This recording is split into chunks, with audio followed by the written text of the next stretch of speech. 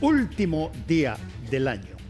Y estamos aquí con Diego Graver en Última Mirada del Centro Clínico de estos estados de ánimo y de ansiedad. Gracias por estar con nosotros en este día final. Gracias, Fernando. Muchas gracias a tu equipo también por la invitación. Encantado. Diego, cuéntanos un poquitito, ¿qué características se le asocian al estado de ánimo y a la ansiedad, por ejemplo, para que sea parte de un título de un nombre? A ver, uno siempre dice el ánimo, y está bien, estáis más triste, estáis más alegre. La ansiedad, oye, ya adquirís todo al tiro, etcétera. Pero estamos hablando aquí de otra cosa. Estamos hablando de no una persona, estamos hablando de mucha gente. Cuéntanos un poco de eso. Mira, yo recuerdo hace años atrás, cuando yo era más chico, que el acceso a tener psiquiatra o incluso entrevistas con psiquiatra era desde una silla especial, ¿no? Era desde conceptos muy complejos de psicoanálisis, de repente muy difícil seguir o tener como claridad que es un gran lector, por ejemplo, con mucha dificultad para acceder muchas veces a la población, como entendimiento de los cuadros de salud mental. Y sin embargo, hemos vivido en los últimos años, creo que todos lo entendemos, a raíz del estallido social, a raíz de la pandemia, ¿verdad? Ahora no es tan extraño que la gente vaya a consultar al psiquiatra. Más allá de la entrevista, como estamos acá, ¿cierto?, en este espacio, sino que también en la conversación más cotidiana, es frecuente que las personas tengan conversaciones sobre acceder a terapia, sobre acceder a psiquiatra y que no sea algo que no se entienda. Los cuadros del ánimo y la ansiedad preceden, ¿cierto?, a la pandemia, preceden al estallido social, pero sin embargo antes estaban, a mi parecer, más ocultos, ¿no? Ahora tenemos más claridad que los cuadros de depresión, los cuadros desde los trastornos del ánimo, el trastorno bipolar, los cuadros de trastornos de ansiedad son bastante frecuentes en la población y da la sensación que en los últimos años, con todo el estrés que hemos tenido, la gente intenta hacer lo que puede con lo que mejor tiene, ¿no? Y ha existido esta problematización de estos factores que permiten buscar ayuda y que permiten mejorar la calidad de vida. Ahora, Diego, ¿qué tanto las personas, el ser humano, si tú quieres, solo mirando ciertas fechas se ven afectados? Por ejemplo, uno podría decir que si la fecha de tu cumpleaños es algo que te llena de ánimo y ya, ok, y mientras más cerca estás de ahí, estás pensando en eso. Pero cuando tú ves la fecha, por ejemplo, de un fin de año y de alguna manera empiezas a mirar lo que fue ese año para ti, o puedes estar contento y decir, chita, este próximo año me lo tomo entero, o puedes pensar que, o sea, no tienes cómo levantar cabeza.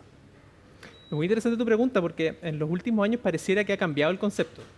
Siempre está estas expectativas con respecto, por ejemplo, a la Navidad, el Año Nuevo, cuáles son fechas de celebración en que tenemos que estar todos contentos, en que tenemos que estar precisamente participando de reuniones familiares, reuniones con amigos, festividades, ¿cierto? Celebrar por lo que fueron los logros y finalmente buscar las expectativas del próximo año. Pero pareciera que en los últimos años, no sé si concuerdas, Fernando, pero la sensación de fin de año es de bastante cansancio, como que llegamos bastante agotados a fin de año. Y es más, incluso las fiestas de Navidad que recién pasó, ¿verdad?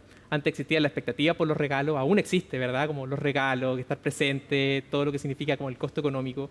Y ahora también existe un mayor entendimiento que la situación no está fácil para nadie. Entonces, existe mayor certeza del estrés que existe en estos momentos. Existe mayor preocupación por qué es lo que está pasando con nosotros, cuáles son las formas que tenemos nosotros de compartir, de sentirnos realmente conectados con los demás.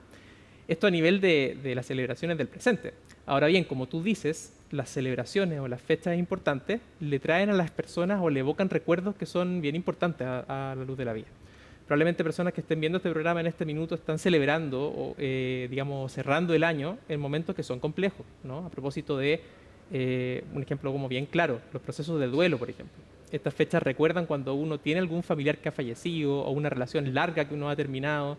Estas fechas, como por todas las señales que tenemos en el mundo, en el presente, digamos, nos traen recuerdos de momentos que traen nostalgia, momentos que ya no están presentes y hacen que muchas veces nosotros nos queramos aislar en estos periodos, en estos momentos, siendo que la presión del medio es que nosotros participemos. Y eso puede tener una carga psíquica que puede ser bien importante para las personas. Sí, y ahí, ¿cómo, si tú quieres, profesionalmente se trabaja una situación como la que tú estás describiendo? cuando tú tienes, por ejemplo, bueno, familias que eventualmente pueden generar algún tipo de control o de cariño, pero al mismo tiempo puede ser la familia del lado está, qué sé yo, en un tris de separación fuerte, violenta, y todo que... A ver, no hay, no se llega a este punto de partida del próximo año desde la misma línea de salida. Unos llegan antes, otros llegan después, otros están asustados, otros están felices, en fin. ¿Qué tanto eso redunda en lo que eventualmente puede pasar en una sociedad? Quizá una forma de aproximarse a esta visión o a este presente es entendiendo o reconociendo, lamentablemente, que existe la soledad. Y ese concepto es bien importante. La OMS lo ha adoptado en los últimos años como un problema de salud pública. La soledad, ¿a qué se refiere con soledad? Se refiere al sentimiento, a la percepción, ¿cierto?, de sentirse con dificultad, problemas o no tener conexión real con otras personas en algún momento. O si tú quieres también la discrepancia entre la conexión que yo deseo con otras personas de la conexión que yo realmente tengo con otras personas, ¿sí? Se diferencia el aislamiento social. Una persona puede estar aislada socialmente, puede no tener redes objetivas en su momento, pero no necesariamente eso significa sentirse solo. No significa que las personas que estén solteras, que vivan solas, ¿cierto?, se sientan solas, sino que la soledad es una sensación que está presente y que puede mermar a la salud mental y que está presente en gran parte de la población. La OMS estima que incluso un quinto de los adolescentes o 1 de cada 4 adultos mayores, por ejemplo, padecen de soledad en el mundo. Y el problema de esto es que la soledad como tal se ha asociado también a ser un factor de riesgo para mermar la salud, tanto mental, pero también como salud física. Se ha comparado con riesgos, por ejemplo, se ha asociado, por ejemplo, a lo que significa el tabaco, la obesidad, otros tipos de factores que también amenazan con los años de vida.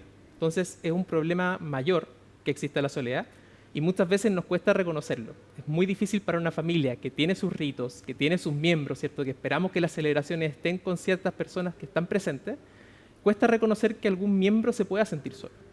Entonces, cuando nosotros reconocemos que la soledad es un factor real, es un factor que está presente, nos permite tener una conversación que facilite dar espacios muchas veces y que no solamente se transforme en una celebración que tenga que recibir presión y que la gente esté haciendo como que está feliz, pero realmente aumentando la necesidad de estar solo, la necesidad de sentirse muy ansioso por dentro, ¿verdad? Entonces, es importante que podamos conversar de estos temas para que haya más conexión con otras personas. Ahora, ¿qué tanto, eso te iba a preguntar, ya lo dijiste en tu frase final, ¿qué tanto estos temas, Diego, son tomados en cuenta en serio? ¿Y por qué te digo que son tomados en cuenta en serio? ¿Qué tanto esto es cosas que se descartan que, ay, oye, siempre tú exagerando, oye, si ya se te va a pasar, si, ¿a quién no le ha pasado esto de que está ahí cabizbajo, triste, etcétera? Ya, déjate joder, ya. ¿Qué tanto los problemas emotivos de emoción, ansiedad, etcétera, son efectivamente problemas o son estados de ánimo en determinadas partes y que alguien podría decir, oye, a todos le pasa? Bueno, muy buena tu pregunta, porque diferenciar lo normal de lo patológico es esencial. Es básicamente acá. eso. Claro, es esencial. De hecho, la soledad es parte de la vida. Existen autores, un ejemplo es Haruki Murakami, ¿no?, que escribe muchas novelas con respecto a la soledad. Ese es como el hilo central de las novelas de Murakami, y es muy bonito verlo, ¿no? Existen disciplinas deportivas. Yo siempre hablo del running, por ejemplo, que es una disciplina de mucha soledad, ¿no? Pero no es la soledad de una persona, sino que es una soledad compartida con otras personas y Claro. Surge ese espacio desde la soledad. Pero en algunas ocasiones puede ser patológico esto, puede ser que uno se vaya exageradamente a aislarse socialmente y finalmente poder desarrollar algún cuadro de salud mental.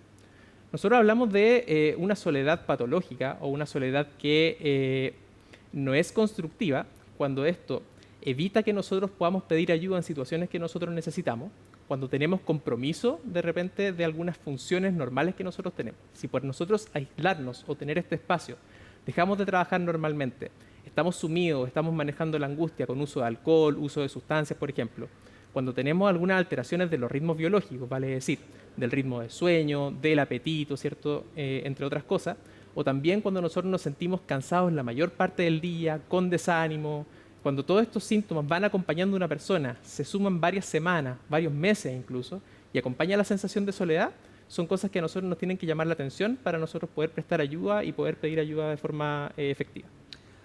Ahora, ¿qué tanto, vamos a la otra parte, qué tanto la gente pide ayuda? Mira, Pedir ayuda, créeme, no es fácil ni es sencillo, por varias razones. Una, porque te visibilizas como alguien que tiene problemas. Y no quieres, pues eres el chorito que tiene que enfrentar tu pega, tienes que enfrentar a tus amigos, juegas mañana en la copa del fútbol, qué sé yo, y hoy hay que ser choro, pero está ahí por dentro pésimo. ¿Qué tanto la gente se expone a esto? o sea, tu pregunta yo creo que tiene un valor especial porque es lo que uno recibe en la consulta muchas veces. Nosotros sabemos que para el acceso a salud mental, psicólogo, psiquiatra, hay resistencia, ¿cierto? Existen resistencias desde el acceso, desde lo económico, desde la hora disponible de los profesionales, pero no es lo único. Nosotros sabemos que existen barreras que son de pronto el estigma social negativo que tienen el consultar a psiquiatra o tener una patología de salud mental. Y también existe esta percepción, sé que en Chile existe, no sé cómo será en otros lugares del mundo, entiendo que también, pero esto de querer mejorar por sí mismo, o sea, yo mismo solucionar mi problema antes de pedir ayuda.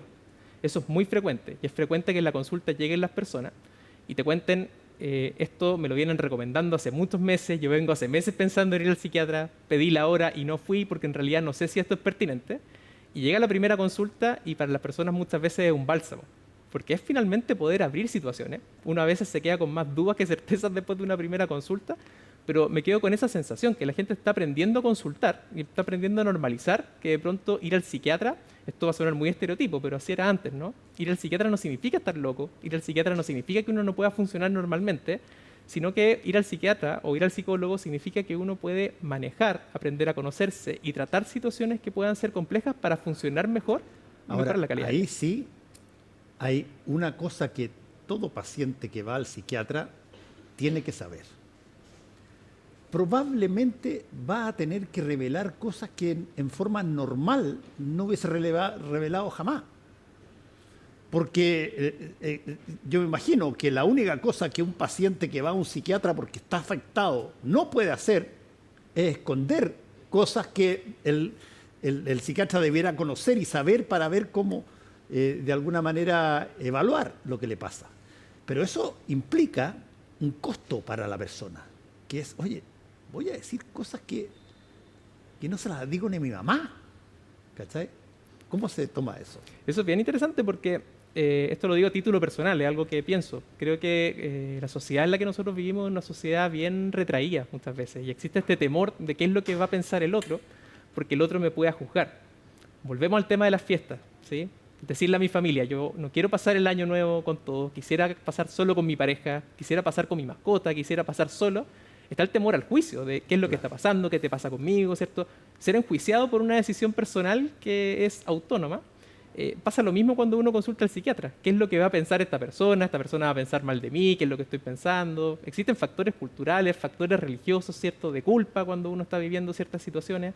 Y ese es el primer mensaje que yo creo que se llevan las personas después de una primera consulta, que en realidad uno como profesional y como persona no es quien para juzgar. O sea, lo que uno se encuentra son actitudes, situaciones, eventos muy humanos. Oye, y dime una cosa, Diego. Si, el fenómeno del psiquiatra o del psicólogo lo hemos visto en películas estadounidenses desde siempre. ¿Qué tan frecuente es eso acá? ¿O es algo que de alguna manera implica una brecha de recursos o de problemas que afectan más a un grupo de chilenos que a otro chileno que está dispuesto a ir o no está dispuesto a ir, ya sea porque no lo puede pagar, ya sea porque es más temerosa, o en fin? ¿Cómo funciona esa lógica ahí? Porque uno lo ve en la película y, oye, parece, pero obvio que esa persona puede ir a sentarse, te tiran en un diván y todo el estereotipo clásico, pero ¿qué tanto eso, en términos de las distintas tipos de personas que vivimos en Chile y la estratificación económica y todo lo demás, ¿quién va y quién no va a pedir ayuda?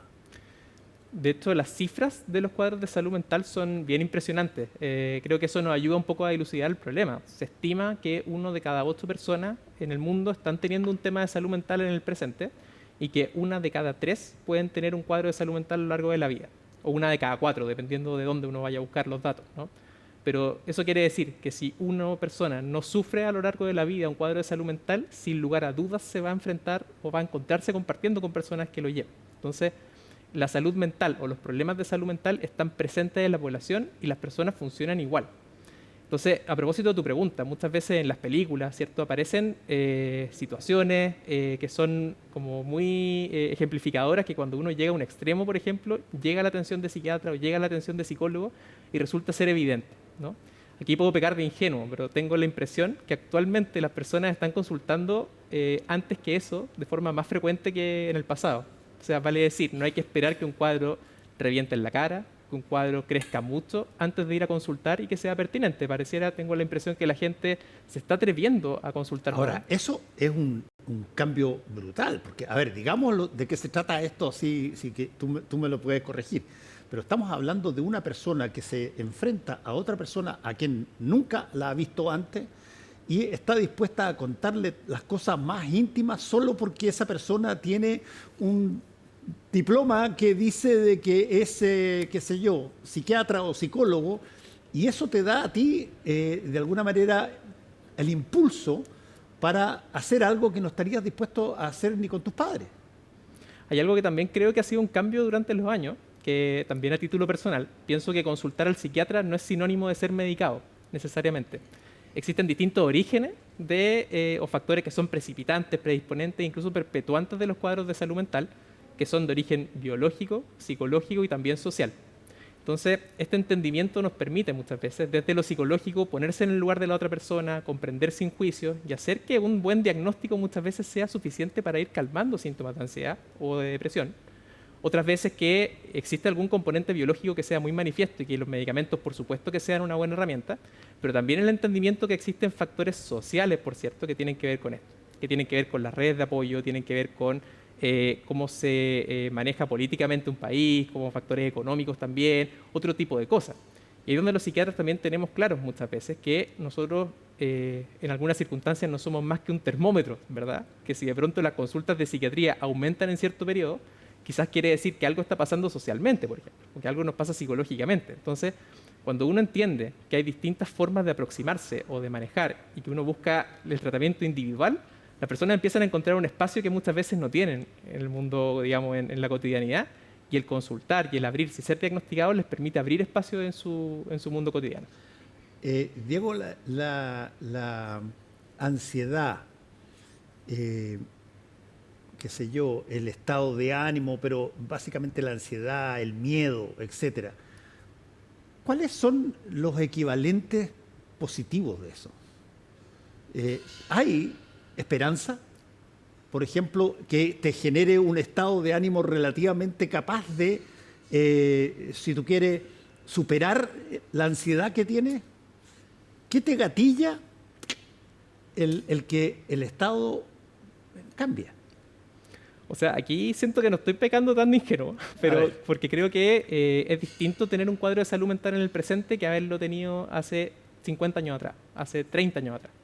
Existen tratamientos que sirven para que nosotros podamos mitigar estos síntomas, para que nosotros podamos tratarlos y que las personas pueden mejorar su calidad de vida. Muchas veces los objetivos son distintos entre persona y persona.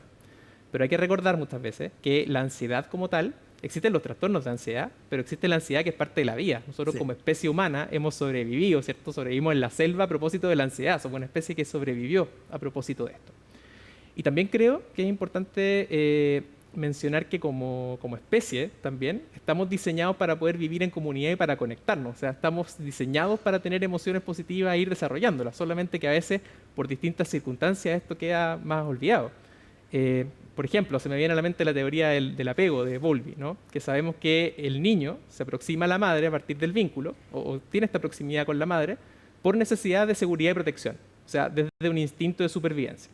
Y también sabemos que desde los vínculos tempranos, esos son factores pronósticos que van a modular más adelante cómo son los cuadros del enfrentar la ansiedad, si que voy a tener un cuadro depresivo o también cómo me voy a relacionar con otras personas. Entonces, son muchos los factores que influyen en el desarrollo de la patología mental, pero nos olvidamos que son muchos los factores que vienen en nuestro ADN, en nuestro disco duro, ¿cierto? Que nos conectan con emociones positivas y que muchas veces solo hay que sacarlos a flote, pero de pronto salen espontáneamente durante los seguimientos, durante el acompañar a las personas. Ahora, hay ciertas fenomenologías, creo yo, que probablemente son más frecuentes en determinadas situaciones. Por ejemplo, cuando tienes que salir desde la universidad con un título a trabajar, cuando cambias de pega y te reciben en otro lado, cuando pololeas por primera vez. Son todas situaciones donde de alguna manera hay gente que quiere ver y detectar cómo eres. Y tú ahí, ¿cómo entras?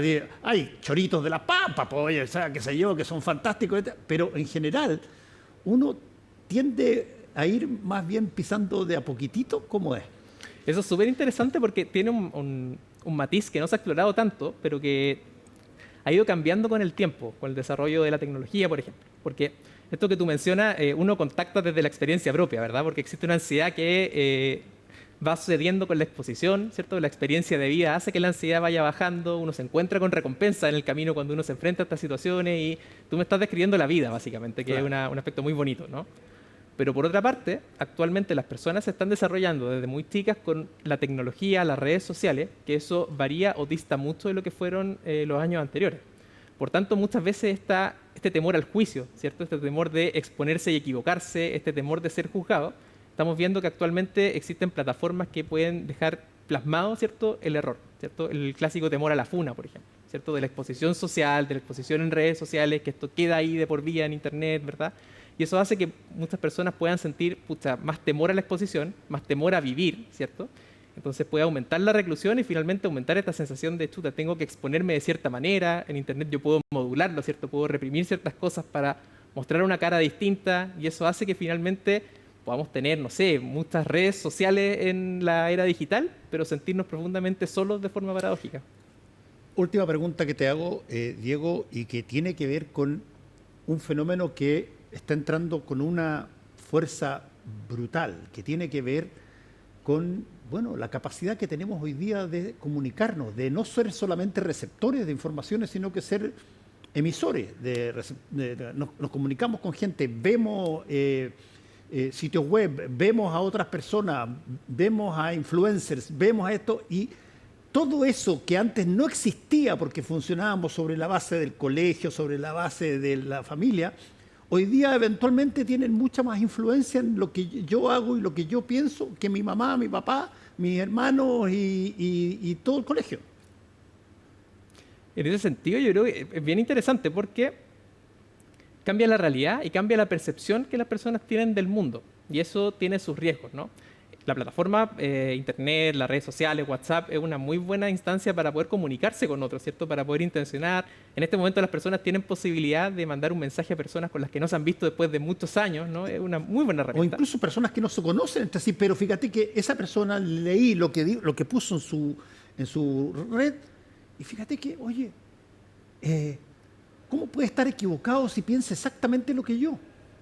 Así que yo me vinculo con esa persona porque solamente calza en la misma situación y eventualmente tiene más influencia que los padres, abuelos, hermanos, colegio, en fin. Ahí está el riesgo que cuando uno recibe información de las redes sociales, es una información que de por sí, por el medio, viene maquillada. Entonces no sabemos realmente qué es lo que está pasando con la otra persona detrás de la pantalla, cosa que no ocurre, bueno, puede ocurrir, pero no de la misma forma en el contacto físico, en el contacto humano, ¿no? Eso es algo que la era digital no te da, ¿no? Que este contacto humano, el contacto emocional que va directamente.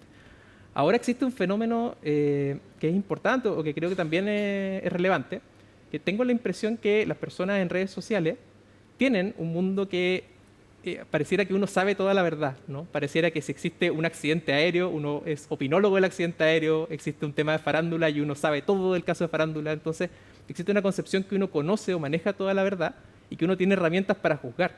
Entonces, es muy frecuente ver en Internet no discusiones constructivas, no escuchar al otro, no ver al otro, sino que esta necesidad imperiosa de decir lo que yo pienso y atropellar al otro, y existen discusiones, y existe un nivel que a veces uno dice, chuta, acá existe una necesidad como de ponerse arriba del otro, algo que es más agresivo de pronto que,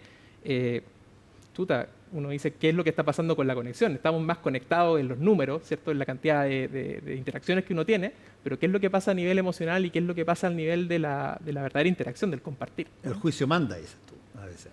A veces uno de los riesgos que puede tener esto, y de pronto es importante que podamos entender, quizás, o podamos recordar que vivimos en comunidad y que vivimos frente a un otro, y que de pronto esa mirada sin juicio que tú le puedes dar a una persona puede ser como muy reparadora para otros y puede realmente estar en la base de... Bueno, desde ese punto de vista, Diego, han aparecido nuevas tipologías de personas a raíz de, por ejemplo, el uso que tienen, cómo usan las redes sociales. Por ejemplo, te voy a inventar, personas controladoras.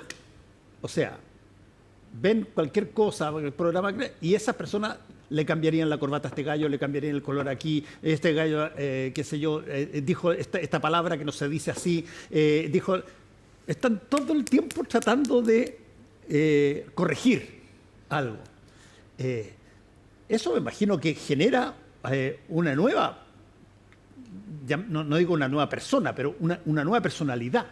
O sea, eso también es interesante porque, por un lado, podemos nosotros ver algunos rasgos de personalidad que se pueden desplegar de esta manera en este medio, pero por otro lado, si nosotros ponemos la etiqueta de la personalidad de tal forma, obsesiva, narcisista, claro, etcétera, estamos juzgando finalmente. Estamos haciendo lo mismo que no queremos que hagan. Y de pronto los psiquiatras, psicólogos tenemos que tener cuidado porque los diagnósticos están hechos para poder nosotros otorgar un tratamiento y para que la persona pueda mejorar y entenderse mejor, ¿no? Para juzgar en redes sociales, por ejemplo. Entonces, ahí entramos a pisarnos la cola, por una parte.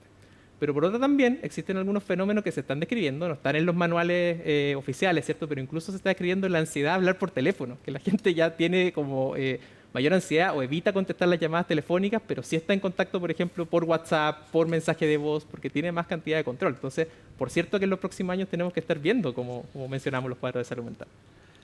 Diego Graver, muchas gracias por haber estado con nosotros hoy día. Este es un temazo, que probablemente démonos unos 2 o 3 meses y volvemos a conversar, porque yo tengo la impresión de que la gente, las personas, no solamente, como era clásico, necesitan acogida, etcétera, sino que necesitan, sobre todo, saber cómo pueden canalizar lo que les duele, lo que es un lastre, lo que heredaron o no les gusta de la persona que quieren. Y eso es un temazo gigantesco, permanente. Muchas gracias, Diego, por haber estado con nosotros aquí. Gracias a ustedes por la invitación, Fernando. Bueno, ¿qué quieren que les diga? Nos vamos a ver el próximo año.